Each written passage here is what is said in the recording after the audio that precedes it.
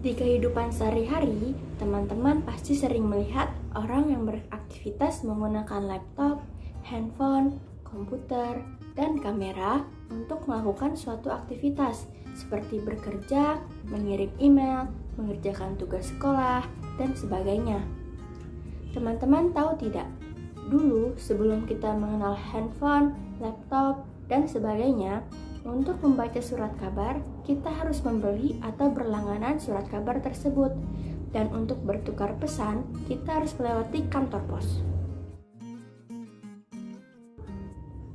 Namun sekarang, dikarenakan perkembangan teknologi digital, untuk membaca surat kabar dan bertukar pesan, kita bisa melakukannya dimanapun dan kapanpun. Menggunakan perangkat handphone atau tablet yang mempunyai jaringan internet. Hebat bukan? Semua hal ini berkaitan dengan materi yang akan kita bahas, yaitu teknologi digital.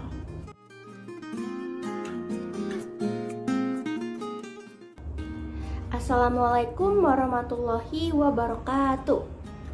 Tabi pun, perkenalkan nama saya Tarisa Ramadhani. Teman-teman, bagaimana kabarnya hari ini? Semoga teman-teman selalu dalam keadaan sehat walafiat. Hari ini kita akan belajar tentang teknologi digital yang memuat beberapa subbab, yaitu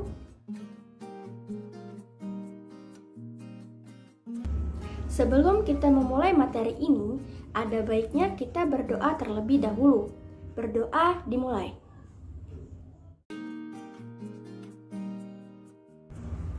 Berdoa selesai.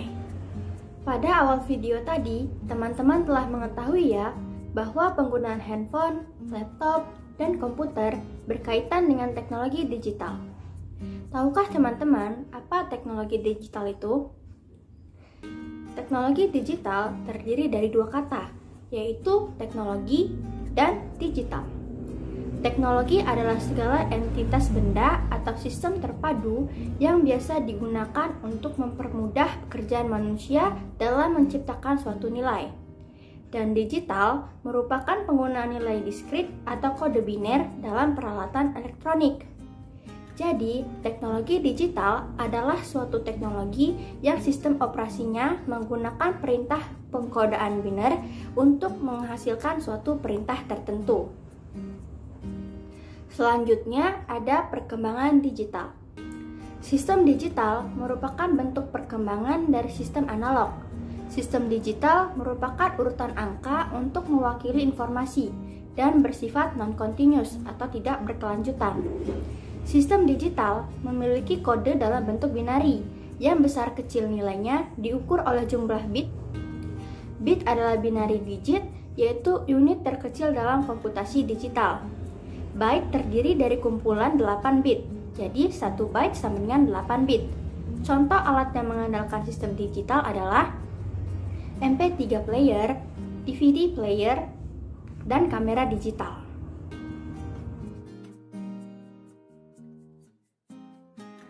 Tahukah kamu, diperkirakan 80% populasi dunia akan beralih ke smartphone pada tahun 2021. Di tahun 2015, perangkat mobile menggeser penggunaan komputer untuk akses internet. Rata-rata orang menggunakan smartphone selama 3,3 jam setiap harinya. Mereka tidak hanya mengakses media sosial, tetapi banyak sekali aplikasi yang diakses. Terdapat jumlah peningkatan perangkat mobile sebanyak 91% dalam proses transaksi online. Seluruh aspek dari kehidupan kita tidak lepas dari perangkat mobile. Berikutnya ada sinyal analog dan sinyal digital. Sinyal analog adalah sinyal data dalam bentuk gelombang yang kontinu, yang membawa informasi dengan mengubah karakteristik gelombang. Dua parameter atau karakteristik yang terpenting yang dimiliki oleh isyarat analog adalah amplitudo dan frekuensi. Isyarat analog biasanya dinyatakan dalam gelombang sinus, mengingat gelombang sinus merupakan dasar untuk semua bentuk isyarat analog. Gelombang pada sinyal analog. Gelombang pada sinyal analog yang umumnya berbentuk gelombang sinus memiliki 3 variabel dasar, yaitu amplitudo, frekuensi, dan fase. Amplitudo merupakan ukuran tinggi rendahnya tegangan dari sinyal analog. Frekuensi adalah jumlah gelombang sinyal analog dalam satuan detik. Fase adalah besar sudut dari sinyal analog pada saat tertentu. Yang kedua ada sinyal digital. Sinyal digital merupakan sinyal data dalam bentuk pulsa. Sinyal digital hanya memiliki dua keadaan, yaitu 0 dan 1. Proses informasi pun mudah, cepat, dan akurat, tetapi transmisi dengan isyarat digital hanya mencapai jarak jangkau pengirim data yang relatif dekat. Sinyal digital juga biasa disebut dengan sinyal diskret. Lalu pada sinyal digital. Sistem sinyal digital merupakan bentuk sampling dari sistem analog. Digital pada dasarnya dikodekan dalam bentuk biner atau heksa. Besarnya nilai suatu sistem digital dibatasi oleh lebarnya atau jumlah bit. Jumlah bit juga sangat mempengaruhi nilai akurasi sistem digital. Selanjutnya ada perbedaan dari teknologi digital dan analog. Teknologi digital merupakan sistem menghitung sangat cepat yang memproses semua bentuk informasi sebagai nilai numerik. Sedangkan teknologi analog pada dasarnya hanyalah alat yang sederhana dengan program tertentu, seperti komputer analog. Selanjutnya ada sistem bilangan biner. Pada awal video sudah diberitahu bahwa teknologi digital adalah suatu sistem yang sistem operasinya menggunakan perintah pengkodaan biner. Sistem bilangan biner sendiri merupakan sistem bilangan basis 2. Pada sistem ini hanya dikenal dua lambang, yaitu 0 dan 1. Digit bilangan biner disebut binary digit atau bit. 4 bit biner disebut nibble. 8 bit biner dinamakan byte. Sejumlah bit yang terdiri dari karakter berupa huruf, angka, atau lambang dinamakan word. Ciri biner adalah adanya tambahan substring bin atau 2 di akhir bilangannya. Berikut adalah cara mengkonversi bilangan. Yang pertama, konversi bilangan desimal ke bilangan biner. Yang kedua, konversi bilangan biner ke bilangan desimal. Lalu yang ketiga, konversi antara huruf dengan kode biner. Berikut adalah contoh soal konversi bilangan, dari desimal ke biner dan dari biner ke desimal. Berikut adalah contoh soal konversi kode biner ke huruf. Selanjutnya ada transmisi data. Transmisi data merupakan proses pengiriman data dari pengirim ke penerima, yang dapat berlangsung satu arah maupun dua arah. Komponen-komponen mengonversi sinyal analog ke sinyal digital. Yang pertama ada sample and hold. Berfungsi untuk mengukur level tegangan analog masukan dan menyimpannya sejenak. Lalu ada ADC, yaitu analog to digital converter. Berfungsi untuk mengubah suatu tegangan analog ke suatu kode digital. Lalu ada paralel ke seri. Berfungsi untuk mengambil sejumlah bit digital informasi yang dihasilkan pada saat bersamaan dan meletakkannya dalam suatu urutan logika yang siap untuk ditransmisikan. Lalu ada clock. Berfungsi untuk mengontrol kelajuan proses mentransmisikan bit dalam bentuk konverter paralel ke seri. Dalam konverter seri ke paralel dengan tujuan bit harus dikirim sebelum kumpulan bit berikutnya tiba.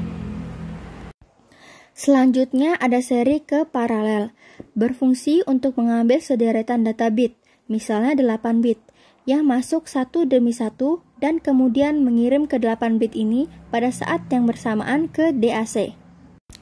Lalu yang terakhir ada DAC, yaitu Digital to Analog Converter, berfungsi untuk mengubah sinyal digital kembali ke tegangan analog. Contoh transmisi data pada alat elektronik. Media transmisi data. Yang pertama, kawat tembaga. Kawat-kawat tembaga digunakan untuk mentransmisikan sinyal listrik yang dikirim dari suatu telepon ke pertukaran lokal. Lalu yang kedua ada kabel pasangan pilin. biasanya digunakan untuk melakukan transmisi melalui jaringan komputer, seperti di kantor atau warnet. Yang ketiga, kabel koaksial. Terdiri dari dua macam konduktor yang dipisahkan dengan menggunakan isolator. Yang keempat, kabel serat optik. Dapat mengirimkan informasi dengan cara menghantarkan informasi atau data menggunakan gelombang cahaya. Yang kelima ada nirkabel, yaitu melakukan hubungan telekomunikasi dengan menggunakan gelombang elektromagnetik sebagai pengganti kabel. Contohnya pada telepon seluler. Selanjutnya ada media penyimpanan data. Ada beberapa macam media penyimpanan data.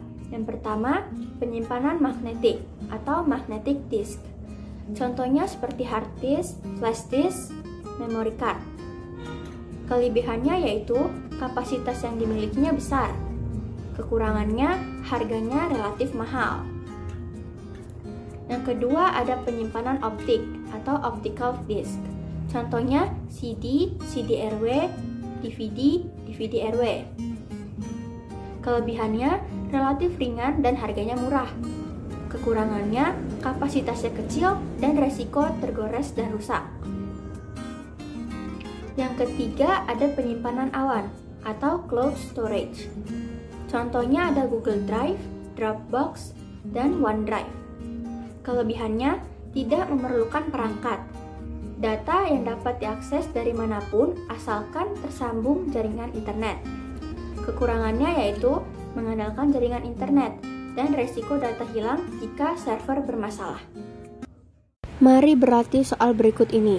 Teknologi penyimpanan data digital yang saat ini banyak dimanfaatkan dengan bantuan server sebagai media penyimpanan adalah pembahasan. Teknologi penyimpanan data digital yang saat ini banyak dimanfaatkan dengan bantuan server sebagai media penyimpanan adalah cloud storage.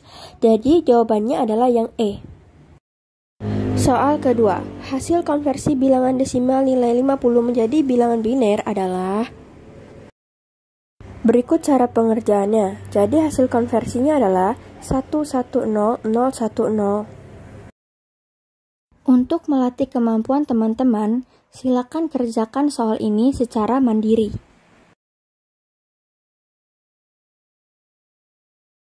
Selanjutnya ada penerapan teknologi digital dalam teknologi informasi dan komunikasi. Perkembangan teknologi digital membawa hal baru, yaitu revolusi komunikasi. Hal itu dikarenakan perkembangan teknologi yang dapat dikatakan paling pesat adalah perkembangan di bidang komunikasi. Penemuan-penemuan seperti telepon, mesin faksimil, scanner, dan lain-lain merupakan alat-alat yang membantu menciptakan hubungan komunikasi yang lebih mudah antar sesama manusia. Kita dapat dengan mudah menghubungi orang lain yang berjarak ribuan kilometer jauhnya dengan ponsel. Masih dengan menggunakan ponsel, teman-teman dapat mengirim surat dan data ke teman. Aplikasi teknologi digital bisa dilihat dari yang pertama, telepon seluler, yaitu perangkat telekomunikasi elektronik yang menggunakan gelombang radio untuk mentransmisikan data. Yang kedua ada compact disc. Compact disc ada di sekitar kita, seperti CD, DVD, yang digunakan sebagai media penyimpanan data dalam bentuk digital. Yang ketiga ada kamera DSLR. DSLR adalah kamera yang memanfaatkan cermin untuk mengarahkan cahaya dari lensa ke viewfinder. Yang keempat ada scanner. Scanner merupakan sebuah alat elektronik yang memiliki fungsi dasar sebagai pengganda berkas untuk kemudian dikonversi dan disimpan dalam bentuk digital. Yang kelima yaitu mesin faksimil.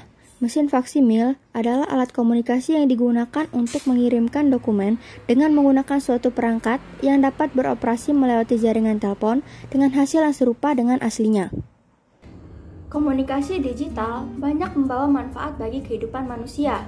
Contohnya adalah kemampuan komputer dan ponsel yang semakin canggih, yang dapat membantu kita dalam beraktivitas. Teknologi digital saat ini telah dimanfaatkan dalam berbagai bidang, di antaranya pembelajaran e-learning. Banyak sekali alat elektronik yang merupakan perkembangan dari teknologi digital yang kita gunakan dalam sehari-hari. Ternyata fisika sangat dekat dengan kehidupan kita ya.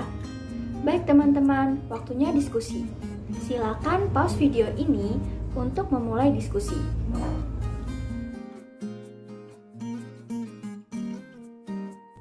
Nah, teman-teman, jangan lupa belajar dan banyak baca buku ya. Terima kasih telah menyaksikan video ini sampai habis.